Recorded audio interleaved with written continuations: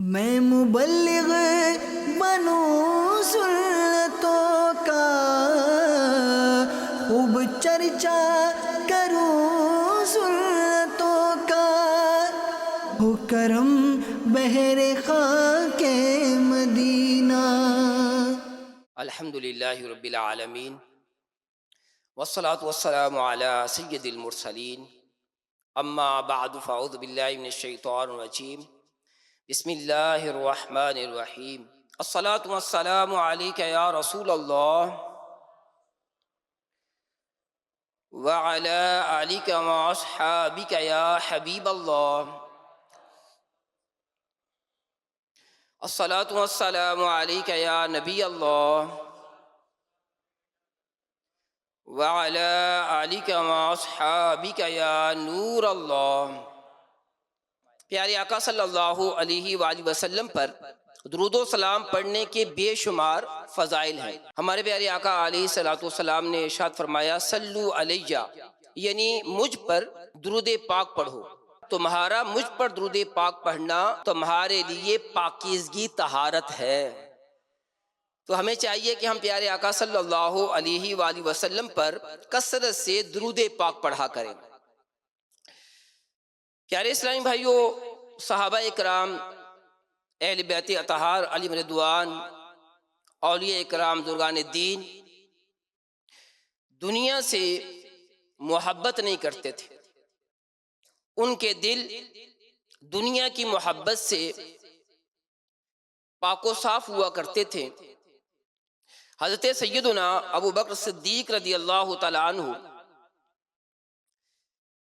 آپ تشریف فرما تھے اور آپ نے پانی طلب فرمایا۔ آپ کی خدمت میں جو پانی دیا گیا اس میں شہد ملایا گیا تھا۔ آپ نے جب اس پانی کو، جس برتن میں پانی تھا، اس کو اپنے ہاتھ میں لیا، آپ پر رقت طاری ہو گئی، یعنی آپ رونے لگ گئے، پھوٹ پھوٹ کر رو رہے تھے۔ جب کچھ طبیعت بحال ہوئی تو عرض کیا گیا، اے خلیفہ رسول، آپ کو کس بات نے رلا دیا؟ اس پر حضرت سیدنا ابو بکر صدیق رضی اللہ تعالی عنہ نے فرمایا کہ ایک دن میں رسول رحمت صلی اللہ علیہ وآلہ وسلم کے ساتھ تھا، میں نے دیکھا کہ پیارے آقا علیہ السلام کسی چیز کو دھتکار رہے ہیں، حالانکہ وہاں کچھ نظر نہیں آ رہا تھا۔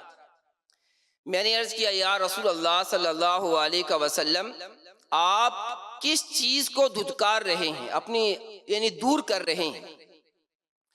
پیارے آقا علیہ السلام نے ارشاد فرمایا کہ دنیا میرے سامنے آئی، میں نے اس سے کہا، اے دنیا مجھ سے دور ہو جا۔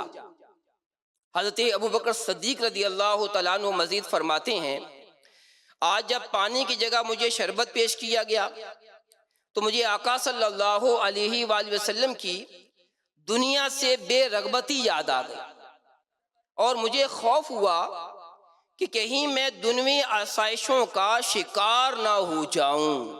پیارے پیارے اسلامی بھائیو، واقعی اللہ والوں کے واقعات ہمارے لیے اس میں سیکھنے کے لیے بہت کچھ ہوتا ہے۔ آپ ذرا غور کیجئے، کیا کبھی ایسا بھی ہوا ہے کہ جب دنیا کی آسائشیں ہمیں حاصل ہوں، آرام ہمیں حاصل ہو، دنیا کی نعمتیں ہمیں ملیں، ہم پر بھی رقت طاری ہو جائے، ہماری آنکھوں سے بھی آنسو روا ہو جائے کہ کہیں یہ دنیا کی نعمتیں دنیا میں ہی مل جائیں اور آخرت میں ہمارے لیے کوئی حصہ نہ ہو، ہم جنت کی نعمتوں سے محروم ہو جائیں۔ اس طرح کے خیالات کبھی ہمارے اندر بھی آئے۔ پیارے پیارے اسلامی بھائیوں، ہم اس دنیا میں ہیں، دنیا کے بغیر ہم نہیں رہ سکتے، لیکن یہ ایک بات یاد رکھیے، ایک کشتی کی مثال دی جاتی ہے کہ جس طرح کشتی پانی کے اندر ہوتی ہے اور پانی کے اوپر چل رہی ہوتی ہے، لیکن جب تک پانی اس کے اندر نہیں آتا وہ ڈوبتی نہیں ہے۔ اسی طرح مثال دی گئی ہے کہ دنیا کے بغیر ہمارا گزارا نہیں، لیکن یہ دنیا کی محبت ہمارے دل میں نہیں آنی چاہیے کہ دل میں دنیا کی محبت آ جائے تو اس کے مضمرات، نقصانات بہت سارے۔ اگر ہمارا دل دنیا کی محبت سے معمور ہو جائے گا تو پھر ہم اللہ پاک کی عبادت، اللہ پاک کے دین پر عمل، پیارے آقا علیہ الصلوۃ والسلام کی سنتوں کے مطابق زندگی گزارنے میں سست واقع ہو جائیں گے۔ اس لیے دنیا کی محبت سے اپنے دل کو پاک و صاف رکھنے کی کوشش کرنی چاہیے، دنیا کی محبت اپنے دل سے نکالنی چاہیے۔ پیارے پیارے اسلامی بھائیو، ہمیں کوشش کرنی چاہیے کہ ہمارا دل دنیا کی محبت سے پاک ہو۔ مسلمانوں کے دوسرے خلیفہ حضرت عمر فاروق اعظم رضی اللہ تعالیٰ عنہ بارگاہ رسالت میں حاضر ہوئے، دیکھا ایک چمڑے کا تکیہ ہے جس میں کھجور کی چھال بھری ہوئی ہے۔ پیارے آقا علیہ الصلوۃ والسلام اس تکیے پر ٹیک لگائے کھردرے باندھ سے بنی ہوئی چارپائی پر لیٹے ہوئے ہیں۔ چارپائی پر کوئی بستر یا کپڑا بچھا ہوا نہیں ہے۔ جب سرکار مدینہ صلی اللہ علیہ وآلہ وسلم چارپائی سے اٹھے تو آپ کے جسم مبارک پر بان کے نشانات پڑے ہوئے تھے۔ آقا کریم صلی اللہ علیہ وآلہ وسلم کی دنیا سے بے رغبتی کا منظر دیکھ کر عاشق صادق حضرت عمر فاروق اعظم رضی اللہ تعالی عنہ کا دل بھر آیا اور آنکھوں سے آنسو بہنے لگے۔ سرکار دو عالم صلی اللہ علیہ وآلہ وسلم نے عاشق زار کو روتے دیکھا تو فرمایا، اے عمر کیوں رو رہے ہو؟ عرض کیا، یا رسول اللہ صلی اللہ علیہ وسلم، خدا کی قسم میں جانتا ہوں کہ آپ اللہ کے رسول ہیں، بارگاہ الہی میں آپ کا بڑا اونچا مقام ہے، آپ کیس و کسرا روم اور ایران کے بادشاہوں سے بہت زیادہ عزت والے ہیں۔ یا رسول اللہ صلی اللہ علیہ وسلم، مجھے رونا اس بات پر آیا ہے کیس و کسرا تو دنیوی نعمتوں میں ایسے زندگی گزاریں اور آپ اللہ کے رسول ہونے کے باوجود ایسی زہدانہ زندگی بسر کریں۔ پیارے آقا علیہ الصلوۃ والسلام نے جب حضرت عمر رضی اللہ تعالیٰ عنہ کی یہ بات سنی تو جو آپ نے جواب دیا، پیارے اسلامی بھائیوں، اسے دل میں جگہ دیجئے۔ پیارے آقا صلی اللہ علیہ وآلہ وسلم نے فرمایا، عمر کیا تم اس بات پر راضی نہیں کہ ان غیر مسلموں کے لیے دنیا ہے اور ہمارے لیے آخرت ہے؟ سبحان اللہ، سبحان اللہ، کیسا پیارا ذہن ہمارے پیارے آقا صلی اللہ علیہ وآلہ وسلم نے حضرت عمر فاروق اعظم رضی اللہ تعالیٰ عنہ کو دیا۔ تو لہٰذا ہمیں دنیا کے بجائے آخرت کو ترجیح دینی چاہیے۔ اور پیارے آقا علیہ الصلوۃ والسلام نے حضرت عمر رضی اللہ تعالیٰ عنہ سے یہ فرما کر ہمیں بھی آخرت کی طرف متوجہ ہونے کا ارشاد فرمایا ہے۔ اے کاش ہمارا بھی ذہن بن جائے، ہم بھی دنیا کو ترجیح دینے کے بجائے دین کو ترجیح دیں، اپنے دین پر عمل کرنے کی کوشش کریں۔ بعض دفعہ کیا ہوتا ہے کہ لوگوں کے پاس جو دنیاوی نعمتیں ہیں، دولت ہے، مقام ہے، اس کو دیکھ دیکھ کر ہم کڑ رہے ہوتے ہیں کہ ہمارے پاس کیوں نہیں۔ پیارے اسلامی بھائیوں، ہم اس دنیا میں اللہ پاک کی عبادت کے لیے آئے ہیں، اور یہ اس دنیا میں جو ہمارا وقت گزر رہا ہے یہ ہمارا امتحان ہے کہ خلق الموت والحیات لیبلوکم ایکم احسن عملا، کہ اللہ پاک نے یہ موت اور زندگی اس لیے پیدا کی ہے کہ تمہاری جانچ ہو، امتحان ہو کہ تم میں کس کا کام اچھا ہے۔ تو لہٰذا ہمیں اپنے عمل کو بہتر کرنے کی کوشش کرنی چاہیے، پانچوں نمازیں باجماعت پڑھنی چاہیے۔ ماہ رمضان بھی الحمدللہ آنے والا ہے، ابھی سے نیت کر لیں کہ ماہ رمضان کے سارے روزے رکھیں گے۔ اللہ پاک توفیق دے، حج کی سعادت حاصل کریں. ابھی سے نیت کر لیں کہ جب موقع ملے گا صاحب استطاعت ہو جائیں گے تو انشاءاللہ حج کریں گے.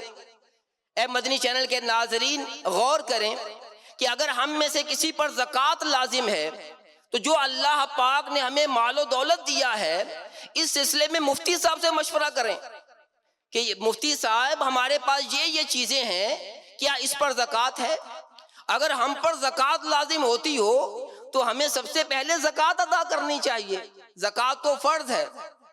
اللہ پاک ہمیں توفیق دے. دین کو ترجیح دیں گے تو پھر ہماری یہ سوچ بن جائے گی، اور جب ہم دین پر عمل کریں گے تو پھر اللہ پاک کی رضا حاصل ہوگی، اللہ پاک راضی ہو جائے گا. ہمارے ہر کام کا مقصد رب تعالیٰ کی رضا ہونی چاہیے. دینی کام میں بھی ضروری ہے اور دنیاوی کام میں اگر ہم اللہ پاک کی رضا کو پیش نظر رکھیں، اپنی نیت کو درست کریں، تو جو مباحات ہوتے ہیں یعنی ایسے کام کہ جو بے نفسی ہی نہ ثواب ہوتے ہیں نہ گناہ ہوتے ہیں، اگر ایسے کاموں کے اندر ہم اچھی نیت کر لیں تو پھر وہ کام بھی مستحبات بن جاتے ہیں. جیسے کھانا کھانا ہے، ہم کھانا اس نیت سے کھائیں کہ عبادت پر قوت حاصل ہوگی تو یہ کھانا کھانا بھی عبادت بن جائے گا. امام غزالی رحمۃ اللہ علیہ نے بڑی رہنمائی فرمائی کہ جب سونے لگو تو نیت کر لو کہ عبادت پر قوت حاصل کرنے کے لیے میں سو رہا ہوں، تو یہ سونا بھی عبادت ہو جائے گا. تو دین اسلام نے ہمیں کیسی رہنمائی ارشاد فرمائی ہے کہ اگر یہ دنیاوی کام میں بھی اچھی نیت کر لی جائے تو یہ دنیاوی کام بھی ثواب کا باعث بن جاتے ہیں. اسی لیے تو کہا جاتا ہے کہ جو علم والے ہوتے ہیں وہ غیر علم والوں سے افضل ہوتے ہیں، اور وہ دین کا علم جاننے کی وجہ سے بہت زیادہ نیکیاں کرنے میں، ثواب کمانے میں کامیاب ہو جاتے ہیں. تو یہاں علم دین کی اہمیت بھی اجاگر ہوتی ہے. اللہ پاک ہمیں علم دین حاصل کرنے کی بھی توفیق عطا فرمائے. مسلمانوں کی پیاری امی جان حضرت عائشہ صدیقہ طیبہ طاہرہ رضی اللہ تعالی عنہا فرماتی ہیں کہ ایک انصاری خاتون میرے پاس آئی. اس نے جب پیارے آقا علیہ الصلوۃ والسلام کا سادہ سا بستر مبارک دیکھا تو اس کا دل بھر آیا. وہ فوراً گئی اور روئی کی بھرائی ہوئی رضائی جسے ہمارے ہاں کہتے ہیں نرم بستر، وہ بھجوایا. میں نے پیارے آقا علیہ الصلوۃ والسلام کے لیے وہ بستر بچھا دیا. جب پیارے آقا صلی اللہ علیہ وآلہ وسلم تشریف لائے تو پوچھا عائشہ یہ کیا ہے؟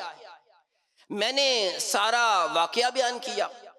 اس پر زہد کے پیکر مکی مدنی تاجور صلی اللہ علیہ وآلہ وسلم نے فرمایا عائشہ یہ بستر اس خاتون کو لوٹا دو، خدا کی قسم اگر میں چاہتا تو سونے چاندی کے پہاڑ میرے ساتھ چلا کرتے.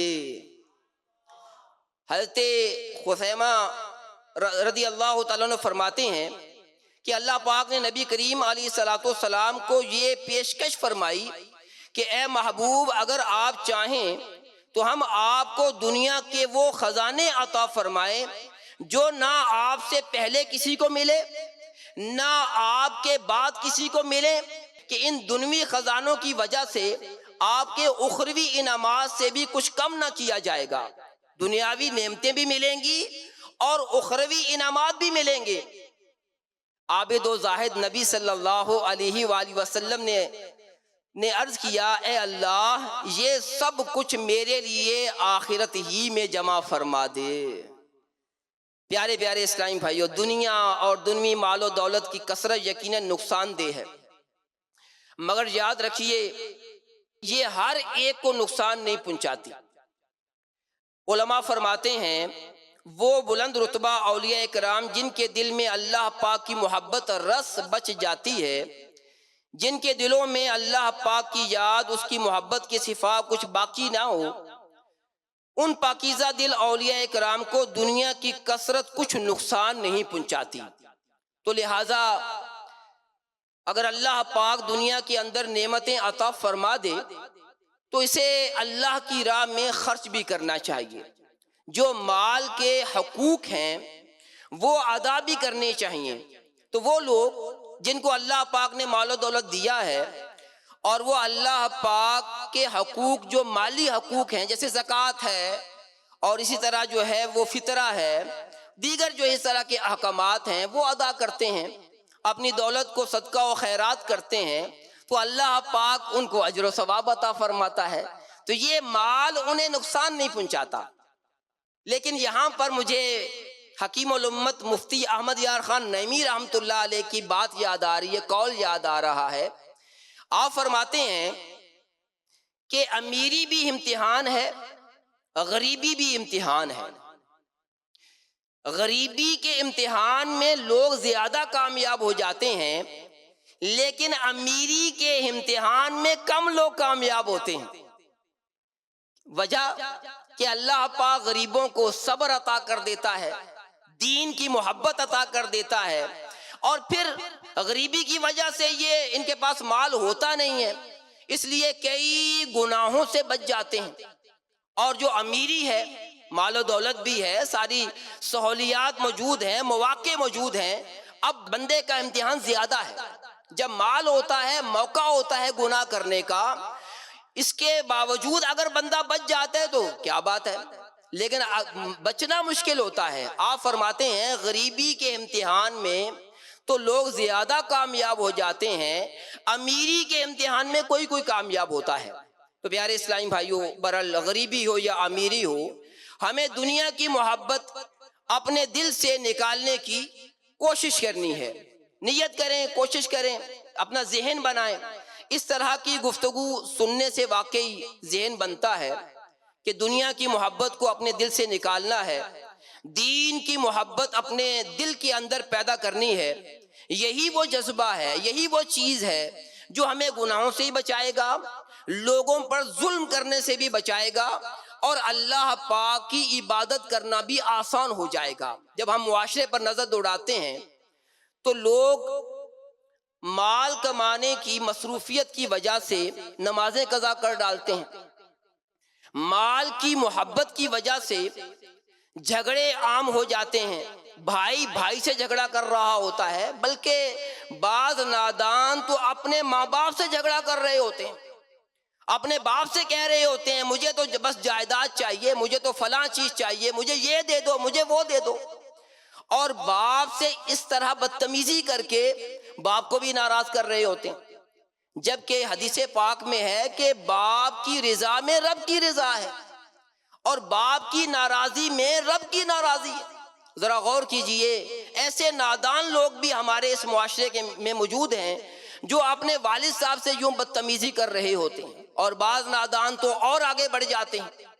جب والد صاحب کوئی ایسی بات کرتے ہیں کہ ابھی میں تمہیں جائیداد میں یہ حصہ نہیں دوں گا، میرے مرنے کے بعد تم لے لینا، تو ایسے نادان بھی ہوتے ہیں، اتنے جلد باز ہوتے ہیں، اپنے باپ تک کو قتل کر دیتے ہیں معاذ اللہ۔ اسی طرح بھائی بھائی سے لڑ جاتے ہیں، قتل و غارت کا سلسلہ ہو جاتا ہے۔ یہ کیوں ہوتا ہے؟ دنیا کی محبت کی وجہ سے، جو ہمارے دل کے اندر دنیا کی محبت آ جاتی ہے۔ تو ضرورت اس بات کی ہے کہ ہم اپنے دل سے دنیا کی محبت کو دور کرنے کی کوشش کریں۔ ہمارے پیارے آقا علیہ الصلوۃ والسلام کا زہد اور دنیا سے بے رغبتی کا اندازہ لگائیے۔ مسلم شریف کی حدیث پاک ہے، پیارے آقا علیہ الصلوۃ والسلام کا کیا انداز تھا۔ آپ وفات ظاہری تک پیارے آقا علیہ الصلوۃ والسلام حضور کے اہل بیت اطہار نے کبھی جو کی روٹی بھی 2 دن مسلسل نہیں کھائی۔ یہ بھی حدیث پاک میں ہے کہ پورا مہینہ گزر جاتا تھا، دولت سرائے اقدس یعنی مکان عالی شان میں چولہے میں آگ نہ جلتی تھی، چند کھجوروں اور پانی پر گزارا ہوتا تھا۔ حضرت عمر فاروق اعظم رضی اللہ تعالیٰ عنہ فرماتے ہیں، اے لوگو، میں چاہتا تو تم سے اچھا کھانا کھاتا اور تم سے بہتر لباس پہنتا، لیکن میں اپنا عیش و راحت اپنی آخرت کے لیے باقی رکھنا چاہتا ہوں۔ تو یہ صحابہ اکرام پیارے آقا علیہ الصلوۃ والسلام کی زندگی کے مطابق زندگی گزارا کرتے تھے۔ جس طرح پیارے آقا علیہ الصلوۃ والسلام نے زہدانہ زندگی گزاری تھی، تو صحابہ اکرام بھی کوشش کرتے تھے کہ اسی طرح کی زندگی گزاریں۔ مسلمانوں کی پیاری امی جان حضرت عائشہ طیبہ طاہرہ فرماتی ہیں کہ بعض دفعہ پورا مہینہ گزر جاتا، سرکار علی وقار صلی اللہ علیہ وآلہ وسلم کے گھر مبارک میں آگ نہیں جلتی تھی۔ ایک اور روایت میں ہے حضرت عائشہ رضی اللہ تعالیٰ عنہ نے اپنے بھانجے حضرت عروہ بن زبیر سے فرمایا، اے بھانجے، کبھی ایسا بھی ہوتا کہ 2 مہینے گزر جاتے، سرور عالم صلی اللہ علیہ وآلہ وسلم کے گھر مبارک میں آگ نہیں جلتی تھی۔ حضرت عروہ بن زبیر رضی اللہ تعالیٰ عنہ نے عرض کیا، خالہ جان، پھر آپ لوگوں کی گزر بسر کیسے ہوتی تھی؟ فرمایا کرتی تھی کھجور اور پانی سے۔ سیدہ عائشہ رضی اللہ تعالیٰ عنہ مزید فرماتی ہیں، کبھی ایسا بھی ہوتا کہ پیارے آقا علیہ الصلوۃ والسلام فرماتے، عائشہ آؤ بابرکت غذا کھا لو۔ میں حاضر ہوتی تو سامنے 2 کھجوریں ہوتی تھیں۔ پیارے پیارے اسلامی بھائیوں، روایات میں ہے کہ پیارے آقا علیہ الصلوۃ والسلام سے دنیا سے تشریف لے گئے، آپ نے کبھی ایک دن میں 2 مرتبہ سیر ہو کر کھانا نہیں کھایا۔ اللہ اکبر، اللہ اکبر۔ ایک مرتبہ حضرت ابو ہریرہ رضی اللہ تعالیٰ عنہ کہیں سے گزر رہے تھے، دیکھیں کچھ لوگ بیٹھے ہوئے تھے، بھنی ہوئی بکری کھا رہے تھے۔ یہ دیکھ کر حضرت ابو ہریرہ رضی اللہ تعالیٰ عنہ کو پیارے آقا علیہ الصلوۃ والسلام کی بھوک یاد آ گئی، آپ کا دل بے قرار ہو گیا۔ ان لوگوں نے حضرت ابو ہریرہ رضی اللہ تعالیٰ عنہ کو کھانے کی دعوت دی، آپ نے کھانے سے انکار کر دیا اور فرمایا، نبی کریم صلی اللہ علیہ وآلہ وسلم نے کبھی جو کی روٹی بھی سیر ہو کر نہ کھائی، یہاں تک کہ آپ دنیا سے تشریف لے گئے۔ تو پیارے اسلامی بھائیوں، یہ تھا ہمارے پیارے آقا صلی اللہ علیہ وآلہ وسلم کا انداز۔ صحابی رسول حضرت انس بن مالک رضی اللہ عنہ سے روایت ہے، ایک روز حضرت فاطمہ الزہرا رضی اللہ تعالی عنہ روٹی کا ایک ٹکڑا لیے بارگاہ رسالت میں حاضر ہوں۔ پیارے نبی صلی اللہ علیہ وآلہ وسلم نے پوچھا، بیٹی یہ کیا ہے؟ عرض کیا، روٹی کا ایک ٹکڑا ہے، میں نے چاہا کہ پہلے آپ کو پیش کر دوں۔ تو پیارے آقا علیہ الصلوۃ والسلام نے اس میں سے کچھ کھایا اور پھر فرمایا کہ بیٹی 3 دن کے بعد یہ پہلا لقمہ ہے جو تمہارے والد کے منہ میں گیا ہے۔ اللہ اکبر۔ مشہور صحابی حضرت ابو ہریرہ رضی اللہ تعالیٰ عنہ فرماتے ہیں، ایک روز میں پیارے آقا علیہ الصلوۃ والسلام کی خدمت میں حاضر ہوا، دیکھا کہ آپ بیٹھ کر نفل نماز ادا کر رہے ہیں۔ میں نے عرض کیا، یا رسول اللہ صلی اللہ علیہ وسلم، کیا کوئی تکلیف پہنچی ہے؟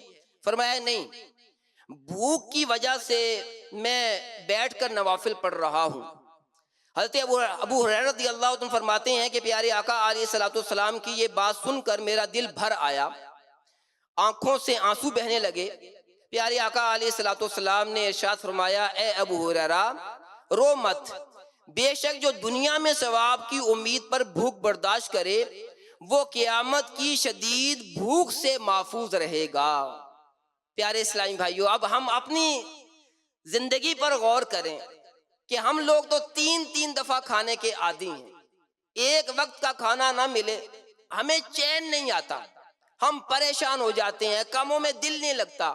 تو پیارے آقا علیہ الصلوۃ والسلام کس طرح زندگی گزارا کرتے تھے؟ اچھا، پھر کچھ لوگوں کو ماہ رمضان کے روزے نہیں رکھتے، اگر پوچھا جائے کہ بھئی ماہ رمضان کے روزے تو فرض ہیں، تو وہ کہتے ہیں کہ ہم سے بھوک برداشت نہیں ہوتی۔ پیارے اسلامی بھائیوں، کیسی عجیب بات ہے کہ اللہ پاک نے جو روزے فرض فرمائے ہیں اس میں بھی کوتاہی لوگ کرتے ہیں۔ اللہ پاک ہمیں توفیق عطا فرمائے، اللہ پاک کو راضی کرنے کے لیے ہم ماہ رمضان کے سارے روزے رکھنے والے بن جائیں، بلکہ دوسروں کو بھی دعوت دینے والے بن جائیں، دعوت اسلامی کے مدنی ماحول سے وابستہ رہیں۔ رب کی رحمت سے یہ پیارا مدنی ماحول ہے کہ جو ہمیں دین اسلام پر عمل کرنے کی ترغیب دلاتا ہے، عبادت کا، زہد کا، تقوی کا، روزے رکھنے کا، دوسروں کے ساتھ بھلائی کرنے کا، ماں باپ کے ادب کا، یہ سارا جو ہے وہ درس ہمیں اس مدنی ماحول میں ملتا ہے۔ دعوت اسلامی کے مدنی ماحول سے جو وابستہ ہوتے ہیں، بے نمازی ہوتے ہیں تو نمازی بن جاتے ہیں، دوسروں پر ظلم کرنے والے ہوتے ہیں تو دوسروں کی عزت کی حفاظت کرنے والے بن جاتے ہیں۔ دعوت اسلامی کے مدنی ماحول سے ڈاکو اور طرح طرح کے اللہ پاک کے نافرمان جب مدنی ماحول سے وابستہ ہوتے ہیں تو رب کی رحمت سے لوگوں کی عزت اور توقیر کرنے والے بن جاتے ہیں۔ روزہ نہ رکھنے والے جب دعوت اسلامی کے مدنی ماحول سے وابستہ ہوتے ہیں، مدنی چینل کے ناظرین، رب کی رحمت سے وہ نفلی روزے رکھنے والے ہی بن جاتے ہیں۔ ماہ رجب گزر رہا ہے، ماہ رجب میں روزے رکھنے کی بڑی فضیلت ہے۔ ماہ رجب وہ پیارا مہینہ ہے کہ اس مہینے میں ہمارے پیارے آقا علیہ الصلوۃ والسلام بھی روزے رکھا کرتے تھے۔ تو رب کی رحمت سے دعوت اسلامی کے مدنی ماحول میں بھی ماہ رجب میں، ماہ شعبان میں، ان 2 مہینوں میں بھی روزے رکھنے کا سلسلہ ہوتا ہے۔ دعوت اسلامی کی جو تنظیمی ترکیب ہے، ہر یوسی میں، یعنی یوسی سطح پر سحری اجتماعات ہوتے ہیں، یعنی اسلامی بھائی مسجد میں آ جاتے ہیں، نماز عشاء با جماعت ادا کرتے ہیں، اس کے بعد سنتوں پر بیان ہوتا ہے، پھر مسجد میں اعتکاف کرتے ہوئے وہیں پر آرام کرتے ہیں، نماز تہجد سے پہلے اٹھا دیا جاتا ہے، سحری کی جاتی ہے، نماز تہجد ادا کرتے ہیں، نماز تہجد کے بعد ذکر و اذکار، اور پھر باہر جا کر مسلمانوں کو جگانے کا سلسلہ ہوتا ہے نماز فجر کے لیے۔ نماز فجر کے بعد تفسیر کا حلقہ لگتا ہے، اور اس کے بعد ذکر و اذکار میں مصروف رہتے ہیں۔ اشراق و چاشت پڑھ کر جو ہے وہ مسجد سے جاتے ہیں۔ تو آپ کے بھی یوسی میں اگر سحری اجتماع کا سلسلہ ہو تو آپ بھی اس میں شرکت کرنے کی کوشش کریں۔ سحری اجتماع میں شرکت کرنے کی برکت سے نفلی روزہ رکھنے کی بھی سعادت نصیب ہوتی ہے۔ تو پیارے اسلام بھائیو، نیت کریں، آپ بھی کوشش کریں ماہ رجب کے، ماہ شعبان کے روزے رکھیں۔ رجب شعبان کے یہ روزے آپ کو ماہ رمضان کی یاد دلائیں گے۔ اللہ پاک ہمیں توفیق دے، ہمت دے، ہم بھی نفلی روزے رکھنے والے بن جائیں۔ دیکھیں ہمارے پیارے آقا علیہ الصلوۃ والسلام کس طرح اپنی زندگی گزارتے رہے۔ اللہ پاک ہمیں بھی جو ہے وہ توفیق عطا فرمائے۔ بیان کو اختتام کی طرف لاتے ہوئے کچھ سنتیں اور آداب عرض کرتا ہوں۔ پیارے اسلام بھائیو، مسواک یہ ہمارے پیارے آقا صلی اللہ علیہ وآلہ وسلم کی بہت پیاری سنت ہے۔ پیارے آقا صلی اللہ علیہ وآلہ وسلم کے مسواک کے بارے میں کئی فرامین ہیں۔ حدیث پاک میں پیارے آقا صلی اللہ علیہ وآلہ وسلم نے فرمایا، 2 رکعت مسواک کر کے پڑھنا بغیر مسواک کی 70 رکعتوں سے افضل ہے۔ ایک اور فرمانے علی شان ہے، مسواک کا استعمال اپنے لیے لازم کر لو، کیونکہ اس میں منہ کی صفائی اور رب کریم کی رضا ہے۔ پیارے اسلام بھائیو، بڑی پیاری سنت ہے۔ امیر اہل سنت نے ہمیں ذہن دیا ہے، جو جیب لگائی جاتی ہے اس کے ساتھ ایک چھوٹی سی جیب مسواک کے لیے بھی لگا لی جائے، کیونکہ یہاں پر دل کے ساتھ مسواک لگی رہے۔ جب ہم وضو کریں تو ہمیں یاد آ جائے اور ہم جو ہے وہ مسواک کر لیا کریں۔ پیارے اسلامی بھائیو، حضرت ابن عباس رضی اللہ تعالیٰ عنہما سے روایت ہے کہ مسواک میں 10 خوبیاں ہیں۔ منہ صاف کرتی ہے، مسوڑوں کو مضبوط بناتی ہے، بینائی بڑھاتی ہے، بلغم دور کرتی ہے، منہ کی بدبو ختم کرتی ہے، سنت کے موافق ہے، فرشتے خوش ہوتے ہیں، رب کریم کی رضا حاصل ہوتی ہے، نیکی بڑھاتی ہے اور معدہ درست کرتی ہے۔ اللہ پاک ہمیں مسواک بھی استعمال کرنے کی توفیق عطا فرمائے، آمین بجاہ النبی الامین صلی اللہ علیہ وآلہ وسلم۔ صلو علی الحبیب صلی اللہ تعالی علی محمد۔ میں مبلغ بنوں سنتوں کا، خوب چرچا کروں سنتوں کا، ہو کرم بحر خاک